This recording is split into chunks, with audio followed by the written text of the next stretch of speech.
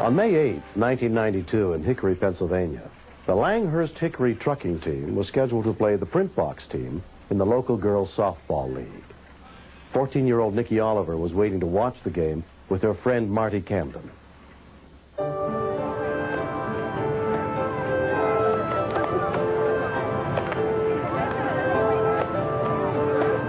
Nikki and I were standing next to the field, talking just about school and everything. Nikki couldn't play because she sprained her ankle a couple weeks earlier, and she's been on crutches.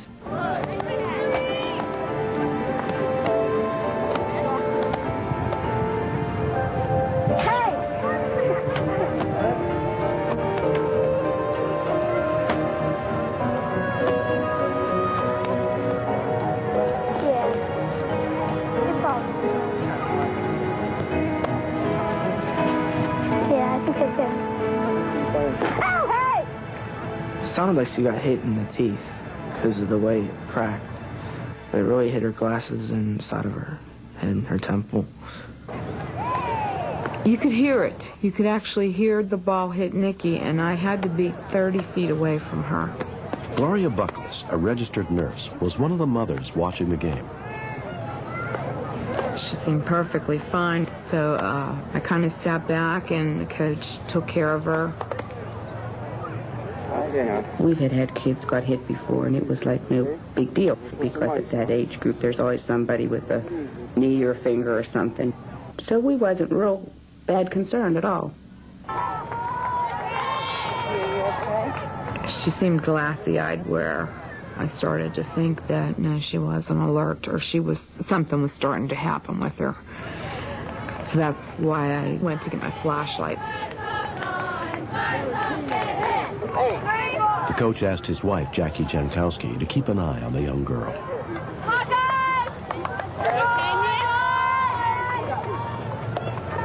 Are you okay? I started to check her pupils to see if they dilated with a flashlight. They didn't. They were very pinpoint, non-reactive. Gloria went to call Nikki's mother so she could take her daughter to the hospital.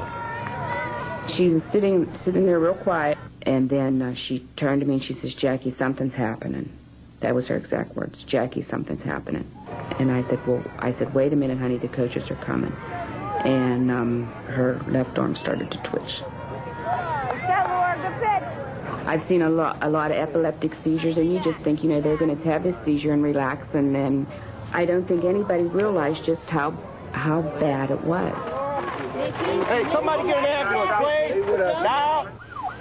To get help, someone drove to the Mount Pleasant Township Volunteer Fire Station, 2 blocks away.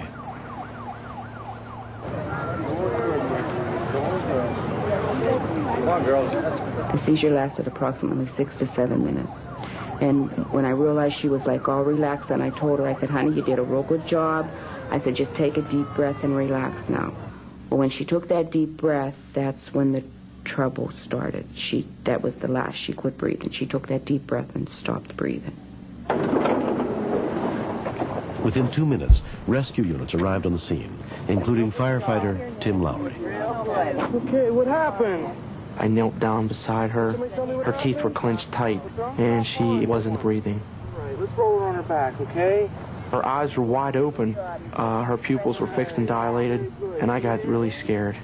I saw a little girl there who her future was staring her right in the eyes, and she wasn't looking back. All right, let's get a cervical collar and get her immobilized a little bit, please. We knew she had a closed head injury.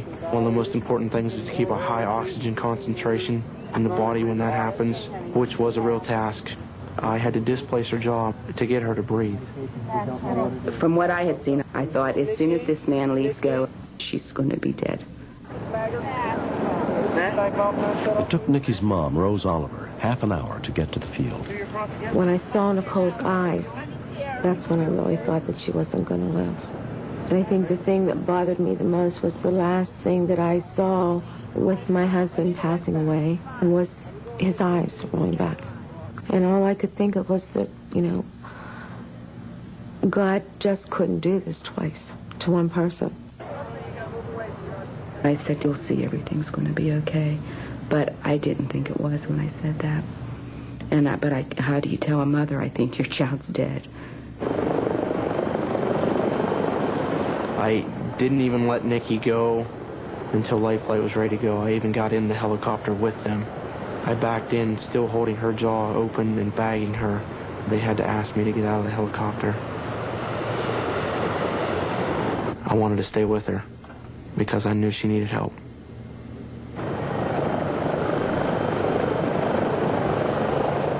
There was no room for Rose on the Life Flight helicopter, so she had to make the 40-mile trip by car.